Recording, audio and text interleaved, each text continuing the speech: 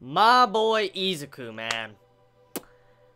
I don't even want to begin to imagine how much pain he is in right now. He broke every single finger in his hand. And then he breaks almost all the bones in his arm and hand. And then he continues to stand up, and then he grabs his fist like this. You, or anybody, probably, if you broke a bone, you know how painful it is.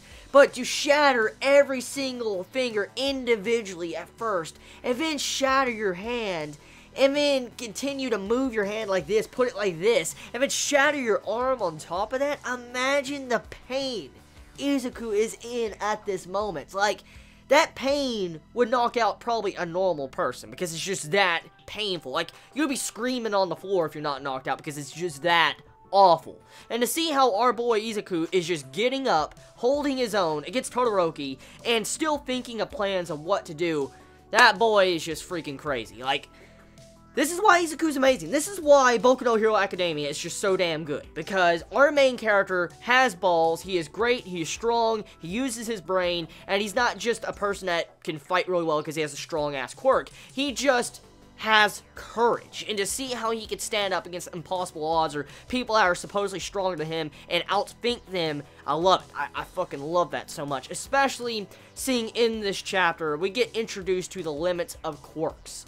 Each individual person with their own quirks has, like, a bodily function. For instance, they each have their weakness, they each have their limits. Like, we know Izuku has his own limits. Well, that was very apparent since the very beginning of the series. We do know that Ochiko has her limits. It's been mentioned quite before, and this isn't really a new concept to Boku no Hero Academia because there has been limits to other quirk users. But to find out that Bakugo and Todoroki have their own limits, especially getting to see the different perspectives of their limits, like seeing how Todoroki was shivering after using his ice, it goes to show you he can only use his ice power every so often, and then he hits his limit. And we know how he is when it comes to his fire side. He doesn't want to use his fire side because it reminds him of his father. He doesn't want to use his father's power to become like the #1 hero, just to spite his father. And so, we know Todoroki's limit is because he uses too much ice, and he'll start to shiver with this chapter.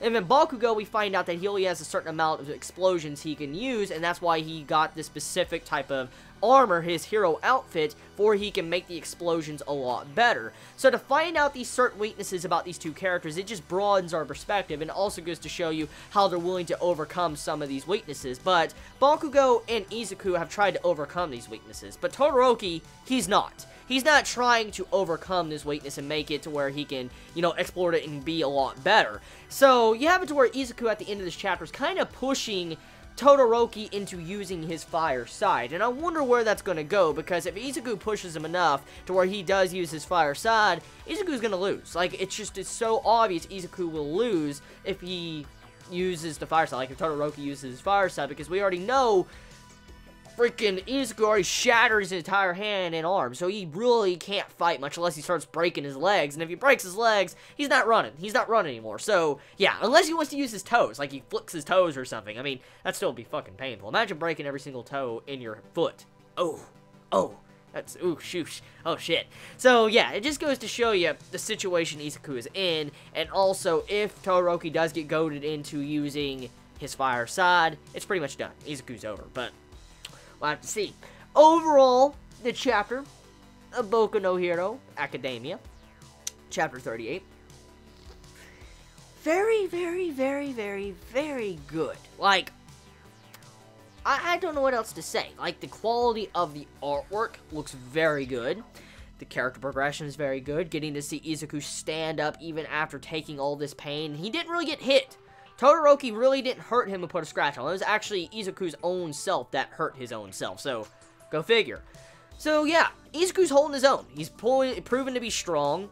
And a lot of the development going on in this chapter, along with getting to see the different abilities and limits to some of these quirk users. So, tell me your thoughts. I mean, how do you feel about Todoroki's limit of his ice power, how he starts to shiver? Because, I mean, every time we saw Todoroki fight, he always finished the fight instantly, and we never got to see him fight for a long time. So finally seeing his weakness, it broadens my perspective of Todoroki as a character and why he tries to finish fights so quickly. And then also you have to where Bakugo, his weaknesses get fleshed out slightly in this chapter. So let me know your thoughts. This was a good chapter. Can't wait for next week. I really can't. So tell me your thoughts. You all have a wonderful day or night wherever you live. Please be safe. Chibi out.